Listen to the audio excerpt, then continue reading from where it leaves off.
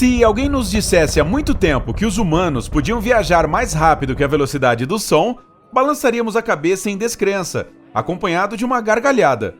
Quero dizer, pense sobre isso. Quebrar a barreira do som era tão surpreendente quanto a capacidade do super-homem de desafiar a gravidade. Mas e se eu lhe dissesse que um homem alcançou esse feito impossível há mais de 70 anos? Então, quem é esse cara? Como ele conseguiu viajar mais rápido que a velocidade do som? Vamos fazer um pequeno voo para o passado e descobrir. A futura lenda Charles Chuck Yeager nasceu em 1923. Era uma época em que o jazz estava florescendo e uma década de prosperidade começava nos Estados Unidos. Chuck cresceu em uma pequena cidade na Virgínia Ocidental chamada Hamlin, e ele era o segundo filho de Susie e Albert Yeager. Ele teve uma educação muito pacífica e, com certeza, gostava de ser ativo e curioso. Quando ele não estava brincando na floresta, passava o tempo ao lado do avô, aprendendo a pescar e caçar. Chuck também era um bom aluno, mas a escola não era exatamente o que mais gostava. Ele preferia estar ao ar livre, mas ele se destacou em algumas coisas que o ajudariam em sua carreira. Ele era bom em matemática, atividade física e destreza manual. Seu pai era dono de uma empresa de perfuração de gás natural em Hamlin. Lá, Chuck desenvolveu uma paixão por geradores, bombas e reguladores de pressão. Ele queria aprender tudo sobre essas coisas e conseguiu. Durante a adolescência, ele conseguia consertar geradores, solucionar problemas de sistemas complicados e até reparar as caminhonetes usadas pelo pai. Em 1941, Chuck se formou na escola.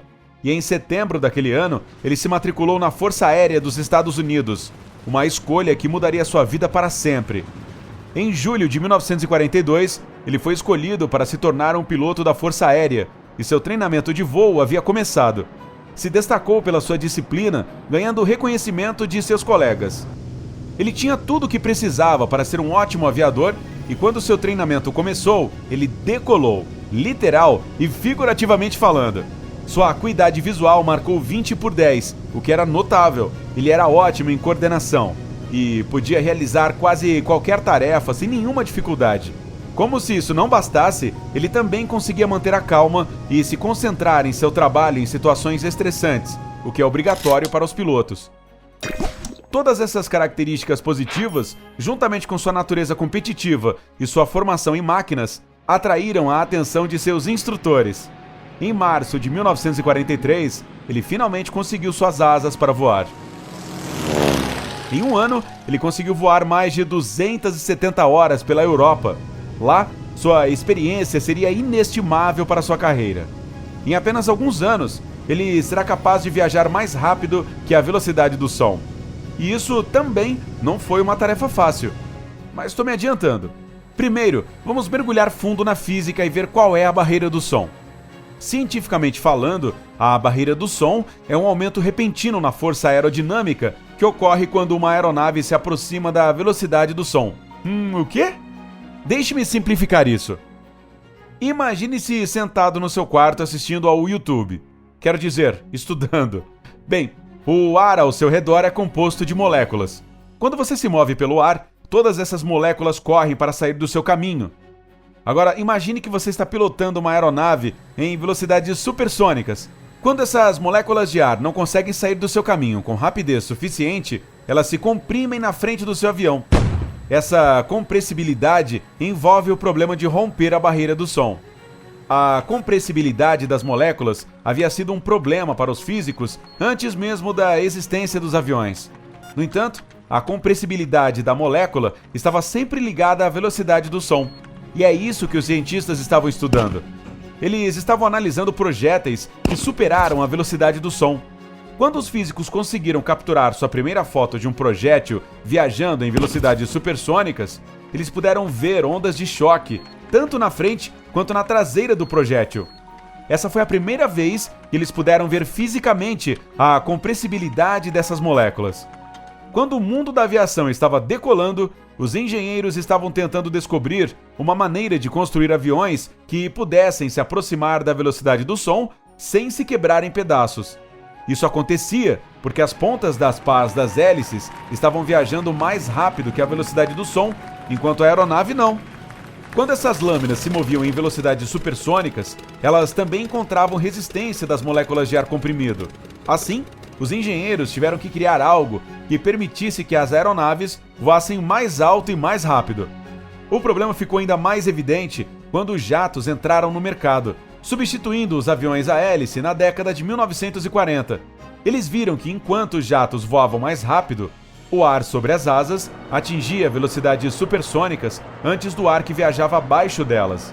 Isso significava que as ondas de choque que se acumulavam poderia rasgar o avião em pedaços.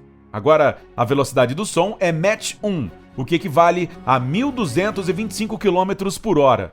Mas, mesmo a Mach 0,8 ou 986 km por hora, as ondas de choque que se formavam ainda eram perigosas para a aeronave. Assim, cientistas, fabricantes e engenheiros colocaram suas ideias e começaram a projetar um novo avião que poderia viajar mais rápido que a velocidade do som sem desmoronar. E foi aí que o X-1 ganhou vida. E deixe-me lhe dizer, foi necessário queimar muito neurônio. Ele foi construído em 1995 pela Bell Aircraft e foi projetado para usar a aerodinâmica para ajudá-lo a se mover pelo ar sem interrupções, enquanto ainda o empurrasse para a frente. Os cientistas acreditavam que, como um projétil pode alcançar a barreira do som, projetar algo que o reproduzisse seria sua melhor chance de sucesso. O avião tinha asas curtas, estava equipado com motor de foguete e a maior parte da fuselagem estava cheia de combustível. Essa foi uma maneira infalível de fazer a aeronave atingir velocidades supersônicas. O X-1 tinha apenas uma missão: quebrar a barreira do som. Então, ele teve que reter todo o seu combustível para acelerar e viajar mais rápido que o som.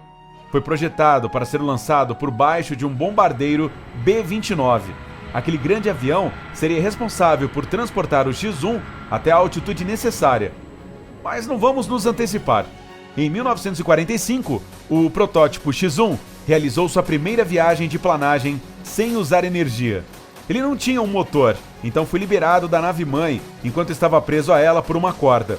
Muitos testes foram seguidos para confirmar o design e a funcionalidade. E no final de 1946, outro X-1 foi construído. Esse tinha todos os ingredientes certos: o motor de foguete e o combustível. A única coisa que faltava era o piloto certo.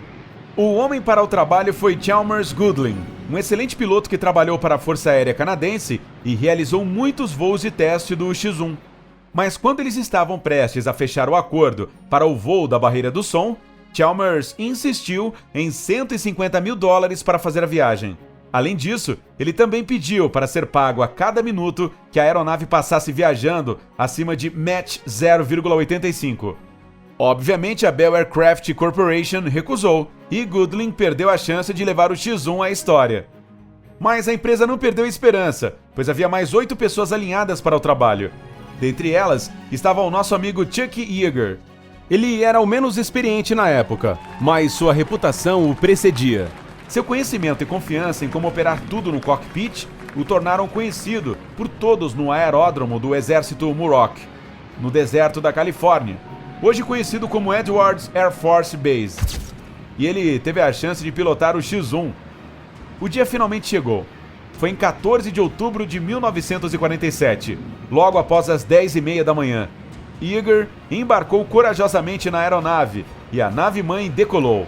A 20 mil pés, o X-1 foi liberado do B-29. Nesse momento, Yeager apontou o nariz da aeronave para baixo e ligou todas as 4 câmaras de combustão do seu motor de foguete de combustível líquido. Quando ele atingiu Mach 0,8, o avião começou a subir. Foi quando ele desligou 2 das câmaras para ver se a aeronave ainda estava acelerando acima de Mach 0,8. Quando alcançou 42 mil pés, Chuck voltou a ligar as 2 câmaras que acabara de desligar e pronto, a aeronave continuou acelerando e o medidor Mach passou de 0,8 para 0,9 para 1,02 e por fim chegou a 1,06. Chuck havia conseguido o impossível. Ele quebrou a barreira do som, viajando mais rápido que a velocidade do som. Com certeza, ele teve seus altos e baixos durante o treinamento. Algumas falhas fizeram parte do percurso, mas o resultado final foi positivo.